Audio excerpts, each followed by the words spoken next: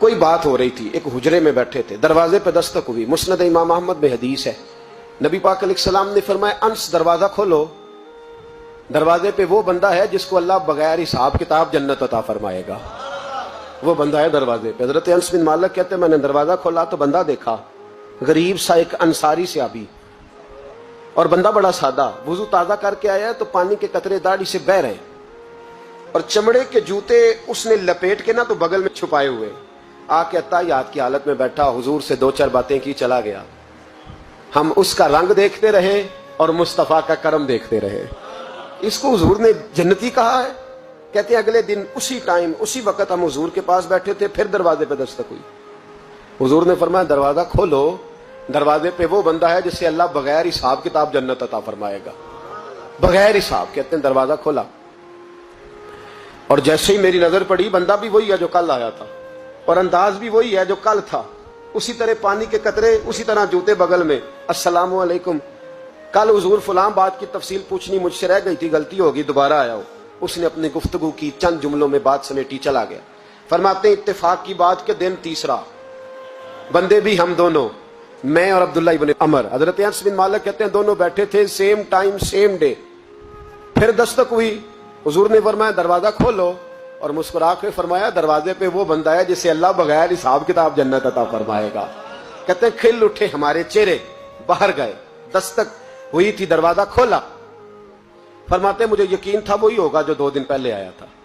اور میرے یقین کے مطابق ہی کام ہوا، وہی بندہ تھا جو کل بھی تھا، جو پرسوں بھی تھا، حالت اور کیفیت اور انداز بھی وہی تھا، پانی کے قطرے بہ رہے ہیں، اور اس شخص نے جوتے بغل میں دبائے ہوئے خدمت میں حاضر ہوا، بیٹھ گیا، بات چیت کی، چلا گیا۔ حضرت انس بن مالک کہتے ہیں تھوڑی دیر ہوئی تو حضور بھی تشریف لے گئے۔ حضرت عبداللہ ابن عمر مجھے کہنے لگے یار ویسے کتنے اس کے نصیب ہیں، کتنے نصیب ہیں، کوئی آیا لے کے چلا گیا، کوئی آیا لے کے چلا گیا، کوئی عمر بھر بھی نہ پا سکا، میرے مولا تجھ سے گلا نہیں، یہ تو اپنا اپنا نصیب ہے، یہ تو اپنا اپنا، اور نہ کسی کے حال پہ طنز کر، نہ کسی کے غم کا مذاق اڑا، وہ جسے چاہے جیسے نواز دے، یہ مزاج لطف رسول ہے صلی اللہ تعالی علیہ وسلم۔ کہتے ہیں ہم لوگ گفتگو کرنے لگے، عبداللہ ابن عمر مجھ سے کہنے لگے یار ویسے پتہ کرنا چاہیے یہ کون سا عمل کرتا ہے، پتہ کرنا، جیسے ہم نہیں پتہ کرتے کہ یہ بندہ بڑا چمک گیا، پتہ کرو کون سا کاروبار کرتا ہے، ذرا اس کی جاسوسی تو کرو۔ اور بندے بھی بڑے سمجھدار ہیں، وہ سائیڈ بزنس نہیں بتاتے، وہ کہتے ہیں وہ جو میرا علیحدہ ہے وہ نہیں بتانا، کہیں یہ نہ شروع کر لے۔ حالانکہ انسان کے پاس جو خوبی، جو اللہ نے اسے دولت دینی ہوتی ہے، وہ اپنا اپنا نصیب ہوتا ہے، وہ گھر میں بیٹھے بھی اللہ عطا کر دیتا۔ وہ کہتے ہیں کہ پتہ کرو کیا عمل کرتا ہے، تو حضرت عبداللہ ابن عمر کہتے ہیں میں اس کے پیچھے ہو گیا، اس سے سلام لی، تو میں نے کہا مجھے 2-3 دن کے لیے مہمان بنا لو گے، مان نہ مان میں تیرا مہمان، 2-3 دن کے لیے مہمان بنا لو گے؟ تو کہتے ہیں مجھ سے کہنے لگا کوئی گھر میں جھگڑا ہو گیا، کیونکہ پڑوس میں تو تمہارا قریب ہی تو تمہارا گھر ہے، میرے مہمان بننے ہو، کچھ جھگڑا ہے؟ تو میں نے کہا چلو ایسے ہی سمجھ لو، پر مجھے مہمان بنا لو۔ کہتے ہیں میں 3 دن اور 3 راتیں اس شخص کے ساتھ رہا، وہ کتنا صدقہ کرتا ہے میں نوٹ کرتا رہا، نماز کتنی پڑھتا ہے، اس کا کیا، میں چاہتا تھا کہ وہ عمل مجھے ملے جس کی برکت سے مصطفیٰ نے اسے 3 مرتبہ جنتی فرمایا ہے، تاکہ وہ کیفیات مجھے بھی ملے۔ حضرت عبداللہ ابن عمر کہتے ہیں کہ میں نے کوئی خاص چیز نہیں دیکھی، وہ عشاء پڑھتا تو فجر تک بستر پہ کروٹیں لیتا، اور میں الحمدللہ اٹھ کے تہجد بھی پڑھتا، نوافل بھی پڑھتا۔ کہتے ہیں وہ 1 سپارہ پڑھتا، میں 3 پڑھتا۔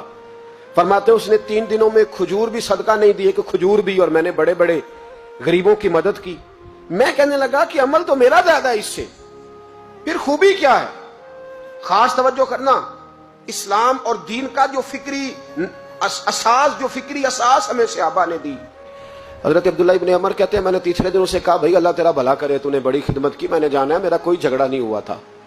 میں تو بس تیرا عمل دیکھنے آیا تھا کہ تو عمل کیا کرتا ہے۔ تو وہ صحابی کہتے ہیں مجھے کہنے لگے یار تو میرا عمل دیکھنے آیا تھا، مجھے بتا تو صحیح کیا نے، اور کیوں دیکھنے آیا میرا عمل، تجھے کیا ضرورت پڑی میری جاسوسی کی؟ تو کہتے ہیں مجھ سے جب اس نے سوال کیا تو میں نے اس کو کہا بھائی تو 3 دن آیا ہے نا، ہم بیٹھے ہوئے تھے، کہا ہاں میں آتا رہا ہوں، کہا 3 دن نبی پاک نے فرمایا اللہ تجھے بغیر حساب کتاب جنت عطا فرمائے گا۔ تو میں چاہتا تھا کہ میں ذرا جاسوسی کروں، ذرا دیکھوں، کھوج لگاؤں کون سا ایسا عمل ہے، آپ بھی ذرا دھیان دیجئے گا، کون سا ایسا عمل ہے حالانکہ تو عشاء پڑھتا ہے اور اٹھ کے فجر پڑھتا ہے، میں تہجد بھی پڑھتا ہوں، تیرا سپارہ ایک ہے، میرے 3 ہے، کون سا ایسا عمل ہے جس کے سبب تجھے جنت ملے گی؟ کہتے ہیں وہ صحابی کہنے لگے یار کوئی ایسا عمل نہیں، کوئی شے نہیں،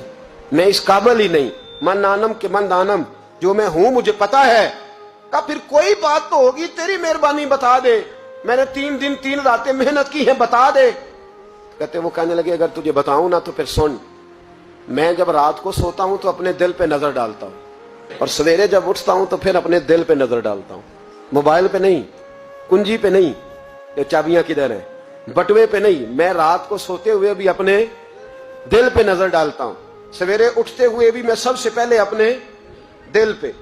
پہ نظر ڈالتا ہوں۔ فرماتے ہیں الحمدللہ میرے دل میں کسی کا حسد نہیں ہے، کسی کے بارے میں کوئی کینہ نہیں ہے، کوئی کسی کے بارے میں میل نہیں،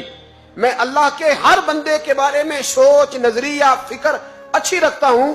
اور فرمایا میں تیرے بارے میں بھی عبداللہ یہی سوچتا ہوں کہ تو مجھ سے زیادہ نیک ہے۔ الحمدللہ اس وقت بھی میرا ذہن یہ ہے کہ انس بن مالک مجھ سے زیادہ پرہیزگار ہے، اس وقت بھی میری سوچ یہ ہے کہ محبوب کے سب صحابہ میں سب سے کمزور میں ہی ہوں۔ نابد عبداللہ ابن عمر کہتے ہیں میں نے اس کا ہاتھ چوما، میں نے کہا سمجھ آ گئی ہے، تیرا نظریہ، تیری سوچ پکی اور سچی مسلمان ہے، تو دل اور روح کا مسلمان ہے، تو نظر اور روح کا مسلمان ہے۔ یہ سبب ہے کہ اللہ کے رسول نے زمین پر چلتے ہوئے بھی تجھے 3 دفعہ جنت کی بشارت عطا فرما دی۔